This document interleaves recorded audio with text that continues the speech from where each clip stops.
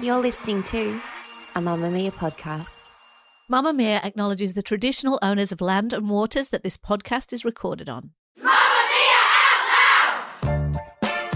Hello and welcome to Mamamia Out Loud. It's what women are actually talking about on Wednesday, the 11th of September. I'm Holly Wainwright. I'm Mia Freedman and I'm recording remotely today in case I sound a little bit different to normal because I'm on the road doing our annual upfronts where we talk about all the exciting things we've got coming up at Mamamia next year to all our advertisers.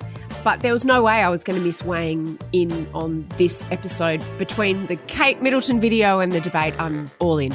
This is one of the biggest episodes of the year, I think. I am Jessie Stevens. And on the show today, as Mia has alluded to, Trump, Harris, dogs and cats, and Taylor. We watched the first and probably only US presidential debate so that you don't have to. Also, the very happy announcement that sees William and Kate take a PR pivot straight out of the Harry and Meghan playbook. And it looks like the social media ban for kids is actually going to happen. Should we be celebrating or panicking? But first, Jessie Stevens. In case you missed it, there is a photo circulating of Matt Damon and Jennifer Lopez that I will argue is one of the most iconic images of our lifetime. I agree with you, Jessie. I agree with you. I was so excited when I saw that. I jumped in our group chat immediately. I'm like, look at this. This week, Damon and Lopez appeared on the red carpet for the premiere of Unstoppable at the Toronto International Film Festival. Can we talk about what she was wearing? Yes, Mia, obviously that is the first point on the agenda, okay? Thank you. We should say that the film was made by Damon and No, I don't Affleck's care. production company. It stars Lopez. I want to talk Next But it point, the explains dress. why he was there, Mia. You have to let the woman give some context to Go on, the Mia. greatest image of all time. Unpack the dress, please. It is the best revenge dress since Diana's dress that she wore on the night that Charles's interview went to air, where he talked about his relationship with Camilla. Remember, she wore that navy blue dress. We just saw it replicated on The Crown with Elizabeth Debicki. Anyway, on the red carpet, I just could talk about this for a long time. She was wearing this dress. It was clear she was naked underneath because it had like these bows all the way down. It'll become one of the most iconic dresses, I think. But what's really interesting about it that only real experts will have noticed is that it very clearly showed the place on her body under her left breast where she had matching tattoos with Ben. She's had it removed. I wouldn't correct you, but it's her right breast. No, I think it's her left. It is her right breast. Now, do you want to describe the tattoo? Anyway, I can't remember what it was. It was some symbol and it's not there anymore is the most important thing to take away from this whole conversation. Anyway, continue. She covered it up with makeup. She did, and it was an infinity symbol with Jennifer and Ben written, and it was covered up, and it appears that she did wear that dress so that she could cover up her tattoo. Now, to the photo. I love that. At the after party, Damon and Lopez were photographed deep in conversation. They are holding hands. Lopez appears to be talking and Damon has his head bowed as though to say, I've been talking about this fucking relationship for 20 years and I have had enough. I think we've all been Matt Damon in that photo. Yes, we have. I've been both the people in that photo. I want Holly to lip read this still image. Holly, what are they saying? Because some are saying that they're praying together because they have their heads bowed. That is obviously incorrect. Oh, come on. You know, sometimes you have to do penance for your bad friends. Yeah. Yeah. Right. And he is in this photo. My lip reading take is he's like, I know, I'm sorry. He's a dick. What can I say? And she's like, and another thing. And he's like, I know, I'm sorry. I love him, but he's a dick. What can I say? And she just keeps going because she's had a champagne. And she's like, there's another. And he's like, I know, I'm sorry. He's a dick. What can I say? That's what I think is happening. Mia, what do you think they're saying to each other? I think they're both someone who really love Ben Affleck. And I think that, you know, when you love someone, but you also just watch them get in their own way. And he's obviously done something and behaved in a way that they're both really familiar with. And I think what's really important in all the sort of leaks, because of course she's copped so much heat for this breakup, including on this podcast, about... From you, I'd say. Jessie and I have been defending her. I was hoping we could gloss over that. But she has copped a lot of heat about, and particularly on the internet, also here, but about that she's too much, she was too hungry for attention, she exposed their life. And I think what's really clear is that that was obviously put out by his camp preemptively, or maybe that's what we all thought because it's the way that everyone defaults to blaming the woman. But what's really interesting about after this breakup, she has been seen with his kids. She clearly remains close and has a cordial relationship with his ex-wife because she's attended Jennifer Garner and Ben Affleck's kids' events, which if they weren't close, it wouldn't happen. And now here she is holding hands, almost in prayer, with his best friend of his whole life. So clearly she's not the one at fault here. I completely agree. I think he is definitely being apologetic. I think he's cheated and he's back on the gear. Like, that's what I think. Please, can I make it really clear that this is wild speculation and that none of us have any idea if that's true? The other thing I've been thinking when I'm seeing these images is I'm imagining the text exchange between Ben and Matt. Because now Ben's going, Matt, I have seen the photos and I need to know what you've discussed. And Matt said, you put me in that situation. I didn't want to be at the after party talking to a crying Jen, but you didn't come. And he's like, what did you say? And then they're going back and forth, back and forth. I think it's very uncomfortable between the two men right now. It's great. I'm sorry it's great, but it's great.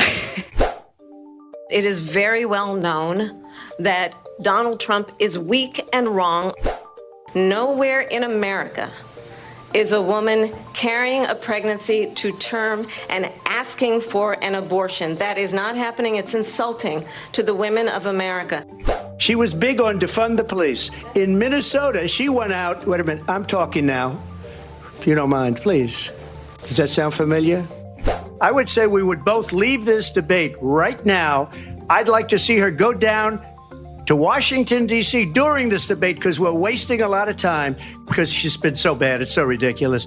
And you know what? I'll give you a little secret. He hates her. He can't stand her. In Springfield, they're eating the dogs, the people that came in. They're eating the cats. They're eating the pets of the people that live there. And this is what's happening in our country, and it's a shame. I'm going to invite you to attend one of Donald Trump's rallies because it's a really interesting thing to watch. You will see during the course of his rallies, he talks about fictional characters like Hannibal Lecter. He will talk about windmills cause cancer. And what you will also notice is that people start leaving his rallies early out of exhaustion and boredom. We're eating pets, we're executing babies, and Taylor Swift has entered the chat. Welcome to the presidential debate 2024. The second this year, but with one different candidate. We just walked into the studio. We haven't even had time to talk amongst ourselves. Jessie, how feeling? I really enjoyed that debate. I felt as though at times I was watching a courtroom drama, and what we saw was Harris, the prosecutor, I think. Her greatest strength, which I noticed within the first few minutes, was actually in her rebuttals. Like, she knew how to refute him, and it felt like there was a custodian of democracy, like there was a grown-up in the room, like there was someone that you could trust. Obviously, that's a completely biased view because I align with most of Harris's policies. I think it's notable that Trump didn't ever look in her direction.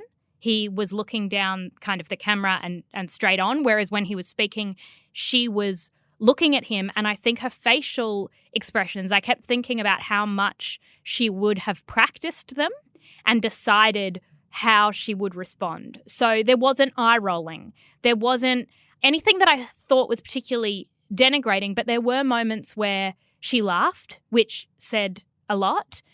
And there was a lot of strategy in the way that she knew how to rile him up. She knew what buttons to press, and where he might have had something strong to say, she knew that if he suggested that other world leaders were laughing at him or people were leaving his rallies early, then he would get so stuck on that point that he would become undone. So I thought it was masterful by her. And the analysis I heard before this debate was, if we come out of this debate talking about Harris, then Trump won. And if we come out talking about Trump, then Harris won. I actually disagree with that analysis. I think that people will be coming out of this talking about what Harris said, how she held herself. There are viral moments of her strengths, but also Trump's weaknesses. Yeah, I don't know about that because I think the most obvious, easy headline is the eating cats and dogs bit, right? So the first thing that everybody on social media globbed onto was him saying that.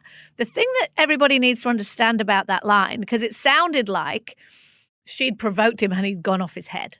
Yeah. But they'd already said that. The Republicans have already been talking about this untrue story that illegal aliens are stealing people's pets from backyards in Ohio and eating them. J.D. Vance has tweeted about it. So they've tested that line. We need to remember this. This is one of the things I think is so important with Trump, is it's so easy to laugh at him, which he hates, so it's great to do that too.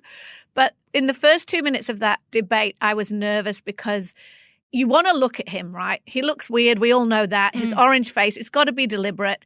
He looks like somebody you want to look at. He says stupid things. He shouts. And that actually makes him a formidable opponent because who you're looking at is who's got your attention, obviously. And I was worried at first because I thought she sounded a little unsure-footed, but then she was just so good. But I think the thing to remember while we're all lolling about cats and dogs and stuff is they've chosen that for a reason. And they know that certain people will like that and hang on to it and roll with it. And J.D. Vance was on Twitter and even he has said, this will probably end up being false. Like he's acknowledged that it's probably false. And that is an old trope, really damaging racist trope about immigrants who eat animals. Like it is so, so racist. There is no factual findings, but the moment itself will be seen as a funny social media grab, which is where most people will probably be watching it. Mia, what did you think? I was worried at first. I thought that he looked composed. I thought he'd actually been sedated. I thought he looked healthy and composed. And I thought she looked worried and she was nervous in the beginning. And I'm so annoyed that the abortion question was so early because she hadn't hit her stride yet. And I thought she was brilliant on the abortion question. I disagree. I didn't because I thought she was fine. God, he's insane. But what I wanted her to say, because he always does this, right? He talks about aborting babies, killing them after they're born. He talks about that's what the Democrats do. That's what Kamala does. And no one's ever really challenged him properly on that. And I think that, the little fact check by the moderators was almost funny where they were like, there is no state in this country where it is legal to kill a baby after it's born. But what I really wanted her to say was, Mr. Trump, are you okay? Are you unwell? Because you keep talking about executing babies. Like you are imagining this stuff. This is the stuff of terrible nightmares and delusions. I wanted her to go there. What I wanted through this whole thing about the dog eating and the babies and all the crazy, because she needed to draw out the crazy in him, and right? And she did. She did, but it was sort of drip fed. So it's clear she knew that there were about 6 or 7 things that she needed to say that would make him crazy, and every single one of them did, from crowd size to, his rallies to saying that other leaders were disgusted. So she knew all of those things and she dropped them. But what I wanted her to do was to build them. I wanted her to build them so that he would get more and more crazy because I wanted her to really go to his cognitive decline. He's marked by such a different yardstick than anyone else. We talked about Biden's cognitive decline, but the stuff that Donald Trump says and has always said is actually nuts. Like it's completely nuts, but it's just like, oh yeah, that's just him. And I wanted her to really draw that line and to start, because he is already the oldest ever candidate running for president. And I wanted her to really start making that the story, his cognitive decline and his crazy. So people start questioning that. I was deeply impressed because the context that we go into this debate with, every headline, every US politics pod, every poll is like her honeymoon is over. She is shaky. She is on the back foot. People were really nervous about how she's going to perform because she is underestimated at every turn, that woman. And there's all this muttering all the time about how she's terrible off teleprompter. She's not good on her feet. I actually thought she was great. I agree with you, Mia, that in the very beginning I was nervous, but for me, she hit her stride in that abortion discussion. Yeah, the way that she basically said women don't want this. Women who, have been raped or their baby is a product of it, like women do not want this. And she made a great point, which was that this is offensive to all women that you think we're walking around wanting abortions at 9 months. I think her party line, instead of going the crazy route, the thing that was repeated over and over again was he tells lies, he tells lies. So then when there was another one, she just kind of shrugged her shoulders and went, I told you he was going to lie. I told you he was going to lie. That seemed like the party line for me. But I want to go back to the very beginning and the significance of the handshake. Yes, go Kamala. Because they'd never met. That was going to be an important moment. Also, the important context is, in the Biden-Trump debate, they didn't shake hands. They didn't acknowledge each other's existence. And we talked about it at the time, actually. I hate that. Yeah. Like, you've got to at least have the facade of some kind of civilized debate. And he didn't come out, but she made him do it. She made him do it, which made her look strong. She initiated. He sort of didn't have a choice. I think it established a power dynamic within the debate. And there's, people who say that Trump's a bit of a germaphobe and that he doesn't like handshakes have been a big thing to Trump throughout his presidency and, even this campaign period. So that to me was a very significant moment. And it just showed she was presidential. I thought she was incredibly presidential from that moment onwards. What did you think of the split screen? Who do you think won the split screen? I think she did. She did. Every single meme that I've seen flying around is because you were talking about her facial expressions, Jessie, and that she was restrained. She was restrained, but that face that you're out of, because you're right, Mia, she didn't say it, but her face said it all the time. You're out of your mind. What are you talking about?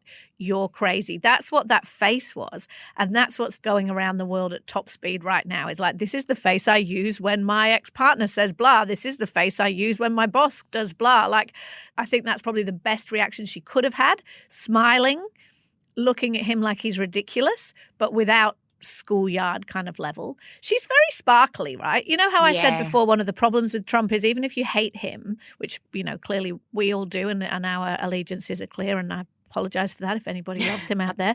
But even if you think he's a dangerous despot, as I say, you can't really help but look at him. But there's something about her when she's in her comfortable stride. She's very sparkly. Her eyes are twinkly. Her smile is amazing. My eye became more and more drawn to her as we went on. She just came across as very, very smart and well qualified and all of the things that we knew she was. But I saw a prosecutor, which is what I think would have been the aim. I want to talk about a comment he made about the assassination because he got one in there. He got one, which was basically a jab at the Democrats suggesting it was their fault. They had something to answer for when it came to him getting, shot in, I think he said in the face. It was in the head. I took a bullet to the head. Yeah. Now, Melania Trump has released a video just in the last 24 hours promoting a book that's about to come out where she has fueled this conspiracy theory. So she's basically saying there's more that you need to know. Do we think the Republicans are about to go full-blown tinfoil hats? This was a Democrat job? Is that where we're heading? Yeah. Yes. Trump's people, they lean into the conspiracy theories because they're very good for them, right? And I think that there's no accident that he said that in what appeared to be an offhand way, and it's 12 hours before Melania's video had been released. This is a new strategy for them. Mm-hmm. Can we also talk about Taylor? I need to talk about Taylor and her press release following the debate. Mia, how are you feeling about Taylor? There was no accident in the photo she chose to use in her endorsement. Tell the people about it. I'm very excited. My phone blew up just before we jumped on to record this.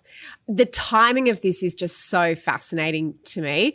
So she put out quite a long statement at the end of the debate and she referenced the debate. So again, this didn't happen by accident. Tree Payne would have been all over it. And also Kamala's campaign would have been all over it. So they would have liaised about when is the most useful time. If I'm going to endorse, when do you want that endorsement to be? Because it could be argued, why is she pulling focus?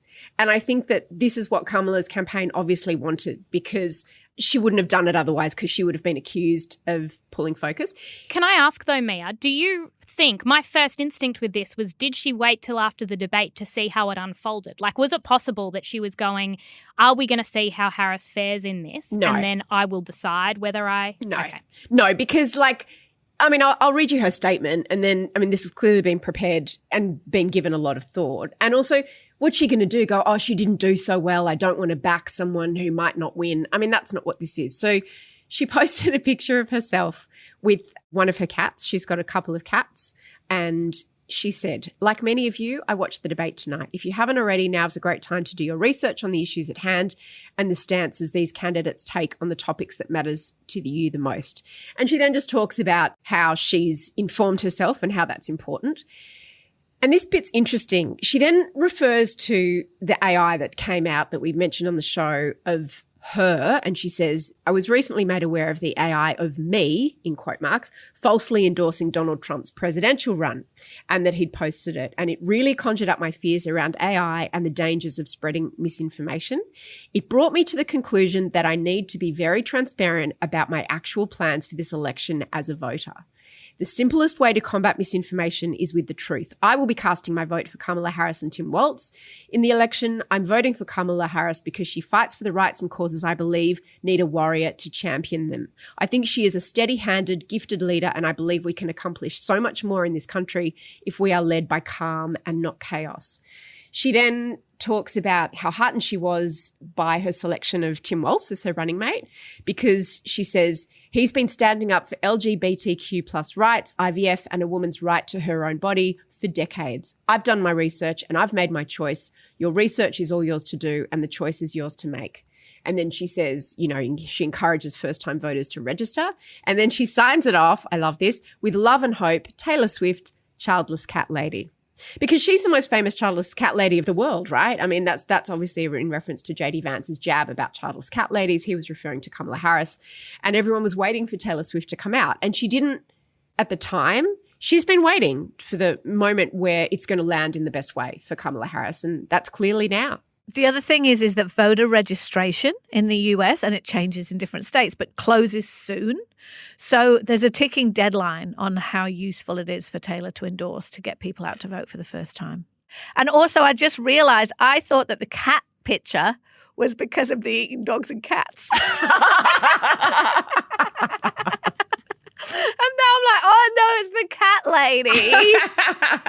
I thought, wow, that was fast. She really did move fast on that bit. She's like selecting the dogs and cats picture at the last minute. Read differently. It looks like she's protecting her cat from, you know, possible violence. I think it's interesting, Mia, your point about pulling focus and timing, because that could definitely be seen as a criticism. But I think, I mean, you're so right, because I spoke before about how the context going into this debate is the honeymoon is over for Kamala, and that since the DNC, since the convention, people haven't been talking about her so much. And her campaign knows that today is another one of those tentpole breakthrough, everybody will be talking about A, the election, B, Kamala Harris today. So maximize, give them more things to talk about. It will extend it. You know what I mean? If you are as obsessed as some of us are indeed about the US election, then you'll be happy to know that the brilliant Amelia Lester is going to join us for a proper debrief and point-by-point unpacking of the debate in a special subscriber episode that is available tomorrow. So keep your eye out for that, and we'll put a link in the show notes.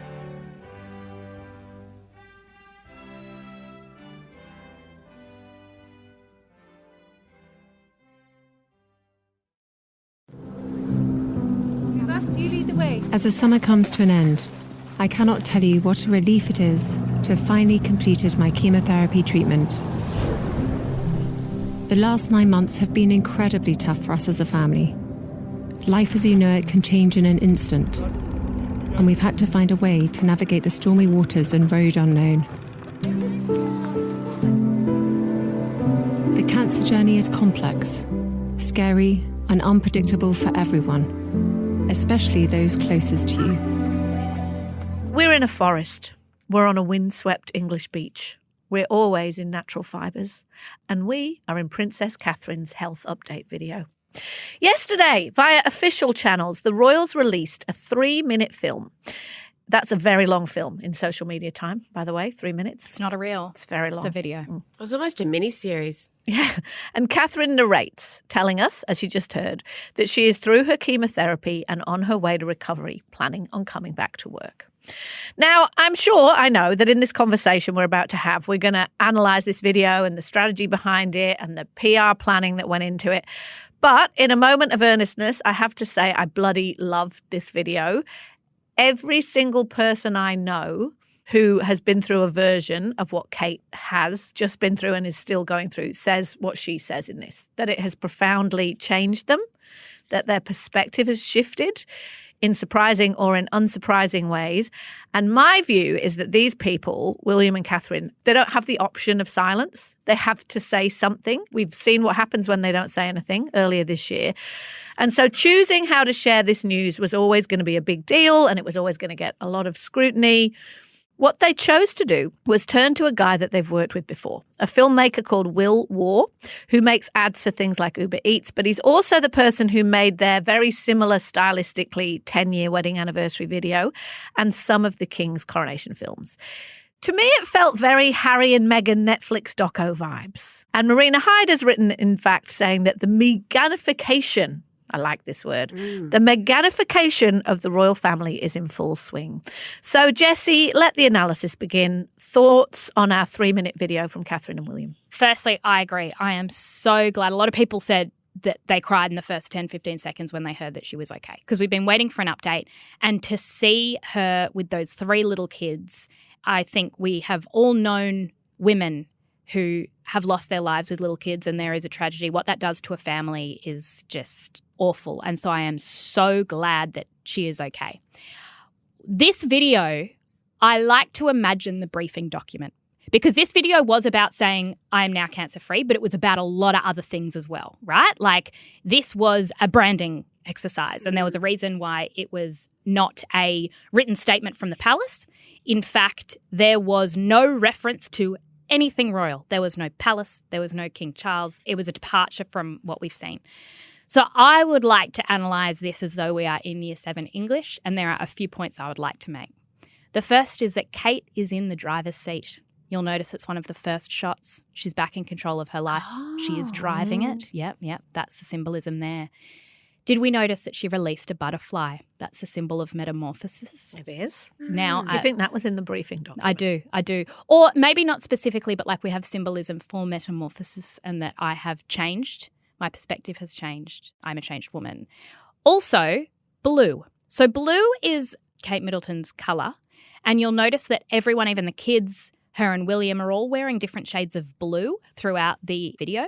And apparently it signifies trust and stability. It is also, as a family, their colour, but it is a colour that is thought to evoke trust and stability with people who It's also a royal watch it. colour, royal blue. Exactly right. Now, did anyone else think it looked like Kate was releasing a folk album? Yes. Yeah, it was a bit folk album, and it was a bit... It will double for a music video. Yes. It will. This is very serious subject matter, but it has also gone beyond viral. And there was a version on Twitter where they put the Succession theme music under it, and it was very funny. When I watched the whole thing, and then I watched the whole thing again, and then I watched the whole thing again, it was a bit unusual. Like I'd buy that folk album. I'm just stuck on the folk album. It's the kind of album that I really like. Yeah, that makes you feel things. I don't know. You know what? None of us have been through this, so I think that what also was being conveyed to me by all of those bits were a renewal of their relationship. And I think that whether the affair rumours were true, there's no denying that something like this is incredibly difficult. And also what they've gone through with losing the Queen, and then Charles's diagnosis, and then Harry and Meghan, and then all the accusations about Kate that have come from Meghan and Harry, and the things he said in his book. They've had a time. They really, really have. And because they are not going down the Harry Meghan route of talking to Oprah and writing memoirs, they have to convey messages in other ways. And I think this was the way to do that. I think that it's so interesting to me how they stepped up their entire strategy. To me, this is what the royal family has to be into the future, and I think they get that. because people aren't interested so much. I mean, I guess there's a place for ribbon cutting and being on balconies, but the point of the royal family is really decorative. And I think when you drill even further into that, and what the read was for me in this Kate video, is that the point of Kate, because she's not ever going to be, on the throne. She's not in the line of succession. She is. She's going to be the queen. Not herself. You know what I mean? It's not about her. It's about Charles, and then it's about William, and then it's going to be about their son, George. So she's literally an accoutrement to whoever's on the throne. No, you're wrong. She is. Go on. But the point is that the role of her and princesses is to perform this idea of femininity. I thought it was really interesting that she was in a dress, because Kate doesn't usually wear a dress except when she's at like big royal things. Like we usually see her in skinny jeans or pants. She's pretty sensible. She's sort of that sporty country English gal. And I think, again, this isn't personal and everybody gets to do whatever they want. This isn't about her. I'm talking about what she symbolizes. This idea that no matter whether she's just been diagnosed with cancer, whether she's in the middle of her treatment, we have never seen her look anything other than immaculate, because that is her job. And I feel like, firstly, the pressure on her, and secondly, that isn't a very modern approach. It's a little bit more, I guess, I don't want to say it's inauthentic, but it's more pulling back the curtain. That's what we're more used to. But the royals will never be that. Maybe it's authentic to her, I mean, she is going to be the queen. She is one of the most important people in that family. There is an argument that she is the most important person in that family, because people are always going to be much more interested in her than they are in him, because she's a woman. That's the way it works. But the thing that I take from this is that they have stepped their game up enormously, as you've said, Mia. Although it's interesting, because I said that, and I said, this is a departure in strategy. But then when I realised that this same guy made their 10-year anniversary video, and you go back and look at that, it's much the same, right? But they've stepped up their strategy significantly in comms of how to talk about this story, because it feels almost insane now that we were all so obsessed with the Where's Kate story earlier this year. And it feels a bit gruesome and macabre, but the truth of it is that fascination's never going to go away. So they have to work out how to play it. And I've read some commentary like that Marina Hyde piece that kind of says, it's a bit tacky, like, do they really owe us this? Do they really owe us this glimpse into their family? There's always going to be this argument that really the royals should be above this kind of stuff. But the truth of it is, as you say, Mia, these days they can't afford to be above this kind of stuff, because otherwise everybody else is telling their story. And although everyone's going to tell their story anyway, they're going to read into, as we're doing right now, like, are they really as happy as they appear on the beach? And da-da-da-da-da. People are still going to do that. But they have to control it. And it's interesting because when the terrible PR disaster of how this whole announcement of Kate's health issues rolled out, and with hindsight, you can see what a very difficult message that was to work out how to tell. And probably the fuss about the photo and all that was really overblown. But they are learning, they are changing, they are playing Harry and Meghan's game. This did look like a lot of the stock footage in that documentary. And I hope that this is where they're going, that they're going to start giving controlled glimpses, which they always have to a point. She's released images of the family that she takes and all those things. But it's interesting. They have a job right now, if anyone's into it. Senior Communications Officer for Wills and Kate is on LinkedIn right now. It only got posted on September the 3rd. I think you could do that. I would love it. Maybe I'm going to go back to England and work at Kensington Palace. I think the really smart move was that it was just Kate's voice. We don't hear Kate's voice very often, and this was her voice for 3 minutes. There was nothing from William. I think if this was 10 years ago, it almost would have been William's statement to talk about how the family is faring. And the other moment that stood out to me was when the kids spoke to the camera. That was kind of candid. It was the kids kind of playing with the camera, and we heard their voices, which I don't think I had heard their voices before. But there is something very aspirational and idealized about this family, which as a millennial who has grown up on the grittiness of social media does look a little bit out of touch. It's very kind of the early influences with their perfect kitchens and their ironed clothes and all of that I kind of went, well, this isn't what a family looks like. Well, but that's not their job. And also it's authentic to them, right? Yeah. So, the stuff of her wandering around in forests, she's written and talked about that a lot. Forest bathing, how she thinks it's really important. Like, this is what they do. They walk around in woods. They roll around on beaches. What's forest bathing? Walking in the woods. Oh, it's not actually bathing in a forest, in a river. No, it's just walking in the woods. Oh, bathing. Yeah. Oh, God. No, I think what's interesting, and you're right, I should clarify, when I say not authentic, I don't mean, as you say, authentic for them. It's not necessarily reflective of what someone looks like when they've gone through cancer, during treatment and after treatment. And I think that possibly if I was a person who has experienced cancer or is still going through it, I would feel a little unrepresented, but that's not necessarily her job, although she does say, I want to be a voice for you. But the rules of being royal and the rules of being a royal woman will never allow her to look anything less than perfect. Never, ever, ever. But I think that the other subtext in this whole thing is a real message to Harry and Meghan, because their whole narrative about why they had to leave the royal family and move to America is because of what they wanted for their children. They wanted their children and their family to be able to have loving relationship and affectionate and to be able to do normal things and not be in the spotlight. And they wanted, he really painted himself as a very different person to his cold brother and his cold father who did everything for the press and that married just a dutiful person who came along, who ticked boxes, which imagine how insulting that was to both of them, but especially Kate.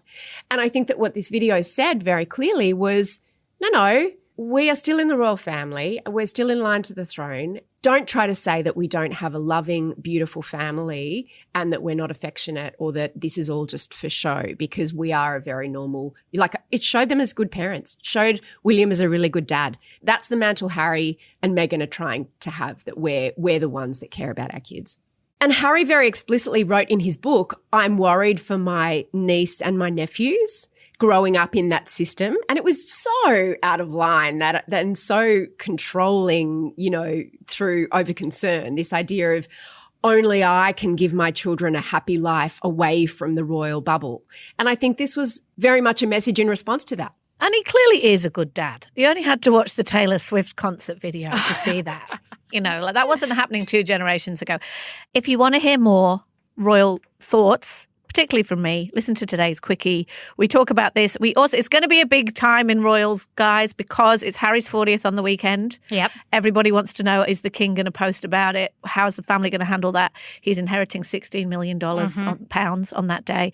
Next week, the first of 2 films about Prince Andrew, and that disastrous Newsnight interview comes out. It's going to be a big deal. There's going to be lots of talk about that. If you want to hear about all the royal gossip, news. We won't call it gossip. We'll call it news. If you want to hear all the royal news, go listen to the Quickie. There's a link in the show notes. Mamamia out loud!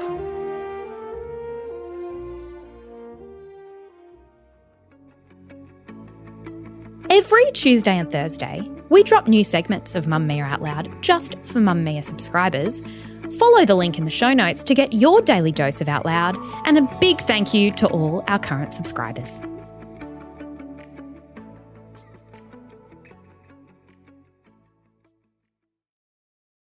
This week, Prime Minister Anthony Albanese announced his government would be banning kids from using social media. Here's what he said on ABC News. We're looking at the range between 14 and 16. That's one of the reasons why we're having a trial. And what we're looking at is how you deliver it. This is a global issue that governments around the globe are trying to deal with. And so we can look at the experience, look at the response as well of social media companies. Social media has a social responsibility in order to have that social licence that they require to operate in a decent society. They're not above everyone else. They can't just say, we're a big multinational company, we can do whatever we like, regardless of the harm that's being caused. By the end of this year, the Albanese government vows to impose a minimum age to use platforms like Facebook and Instagram, although what that age is, as Albanese said, has not been determined yet. The cut-off age won't be revealed until the government's trial of age verification technology is completed. So without getting too technical, there are a few different ways you can determine the age of a user, from parental consent to estimating the user's age based on their appearance to systems with ID. The move has bipartisan support. However, the Greens have opposed the legislation, saying they would prefer harm education over a blunt ban. Many countries around the world are working on age limits for social media apps, although the enforcement varies. And as Albanese has said, as of yet, no country in the world has solved this problem. While some are in total support of introducing the ban, some advocacy groups say social media is critical for marginalised teens to find a sense of community and belonging, and it could also limit their access to news and current affairs. Another problem is the ways in which teens might find workarounds, spreading into darker corners of the internet with even less regulation. Mia, what do you make of the ban? I think it's great. I hope it's till they're 16. I mean, I think that kids will work a way around it, but I am really disappointed at the cynical nature of the Greens and the way that they're opposing this, because they know that their base are traditionally younger. So Greens voters tend to skew younger. They're probably less likely to have kids because they are younger. Or if they do have kids, they won't be at the age where they've seen the detrimental effects of social media on their kids. So I think that the closer you are to being a teenager and the less experience you have either as an educator or as a parent with the harmful effects of social media, the less likely you are to understand or support this ban. The idea of harm minimization is better. I mean, come on. You know, you tried telling a teenager, oh, this is not good for your mental health. What parents are saying is that if it's just us trying to make these bans and put these restrictions on our kids ourselves, firstly, we're not equipped to do it because we don't know how. Literally, we don't know how to stop them from getting on the platforms. And secondly, it stigmatizes your kid because unless you join forces with everybody in their class and everybody that they know, it makes them an outlier and it can make things really, really hard and can disconnect them socially. So there are certain things that governments have to control, and we've seen that the tech companies are incapable of doing it themselves. So I'm all for it. It's interesting because I agree with you, Mia, to a point, but then I've read all the counter arguments and some of them are really interesting. But the thing that always falls apart on it for me is we're not talking about banning children from the internet. Like I would have more sympathy from that idea of it cuts them off from news and current affairs, it stops them from community building. You know, it's ridiculous to think that you can't have children's internet just like you have children's TV. No one is suggesting that children shouldn't be allowed on the internet, right? What they're talking about is these very specific platforms, and the ones named so far are Instagram, TikTok, Snapchat, Discord, is about those platforms. So kids will still have access to all kinds of things, and that, you know, no one's talking about they're not allowed on the internet. They're not allowed to talk to anybody. They're not allowed to game. They're not allowed to communicate. That's not what this is about. This is about putting restrictions on those giant companies. And I agree with Albo on that point, that these social media platforms do have a responsibility, and they are becoming the world's richest and most powerful people, and then putting their hands up and going, it's got nothing to do with us. These terrible issues that are occurring with kids' mental health and suicidality and all this stuff, nothing to do with us. You know, that's definitely parents' responsibility. I agree with Mia 1,000,000% about the idea that parents can't fight that alone. The only thing is, I find it fascinating because it's a really big deal if it happens. It affects all kinds of things. Think about, for example, a bubble like tween and teen skincare obsession, which has been entirely fueled by TikTok. It literally changed economies because you're not supposed to market directly to children, products that aren't for children. But these social media platforms have allowed businesses and companies to get around that, unregulated and unfettered for a really long time, by saying, well, that's not really what we're doing. It's just that the kids really like what we're putting out there. It's like, no, that's not why my 12-year-old is asking me for a $100 serum. You know what I mean? It's not that. So this will have massive implications in lots of ways, which is good. There's a bit of me that's sad because I think if and when it happens, I know that my children will probably be the guinea pig generation, in that I'll probably look back in a few years and go, I cannot believe I let my daughter on TikTok when she was 13. Will feel like I was handing her a cigarette or a bottle of brandy. I don't think parents have a whole lot of control right now. And we don't. The public data that's come out, this comes after this release, that said there's been, you know, an increase in mental health hospitalizations and psychological distress among young people. That is a statistical reality. And the increase is worst among women and girls aged 16 to 24. And so this has come out, all of these studies have come out, and some will say just because mobile phones coexist at the same time as young people's mental health is deteriorating doesn't mean one causes the other. They say correlation, not causation. To that I say, speak to any teacher or any parent and ask them what they think. Or specifically, any parent who has lost a child to, mental health issues or is currently experiencing severe mental health issues, and they will tell you the same thing. There have been a lot of advocates that have been interviewed. One I saw, this was in Australia, and she lost her daughter to suicide, and she went on her daughter's phone afterwards and had a look at what she was being served on TikTok, and it was so distressing what that algorithm had done. It was wall-to-wall girls who felt the same as her, girls who were speaking very, very candidly about dying. Like any mental health expert would say, you can't look at that. It's contagious. So the ban, I think, is one thing. And a lot of people then go, the ban, how about X, Y, and Z? I don't think this is in isolation. I also think that algorithms, that's a big one. Algorithms for young people are really bad because they radicalize them and they take them down into rabbit holes. So that's another thing that could be addressed. But I find this attitude of something has to be done, something has to be done. And then they choose something. This keeps happening. The e-safety commissioner or the government chooses something and everyone yells, not that, or I've even heard people say, well, it's not going to work. It's not going to work. I think that's defeatist, and a country has to be the first country to work it out. There are big problems facing the world. Look at what AI can do. Like, you can't tell me that there isn't a solution to 100%. this. Countries all over the world are grappling with this. So the tech companies are going to say that this is extreme and Australia's idea is extreme, but countries all over the world are trying to fix this. The first thing that everybody says, and this including parents who, like myself, are bullseye in this demo of our kids living on social media to a point, and we do our best with our earnest, like, not until you're this age, but I'm going to put these filters on your phone and all that. But ultimately, as Mia's already expressed, you're kind of powerless in this because it is their world. Like, talking about the implications of banning Snapchat is enormous. That is, my daughter probably cannot imagine her life or her social life without Snapchat, which is scary in itself, right? So the first thing everyone says is it can't be done. How would you do that? Oh, they'll find a way around it. Yes, they will find a way around it. Lots of kids, some kids will. But kids find their way around buying booze before they're 18. It doesn't mean we all go, we should just make alcohol legal from when you're 10. I think it is defeatist.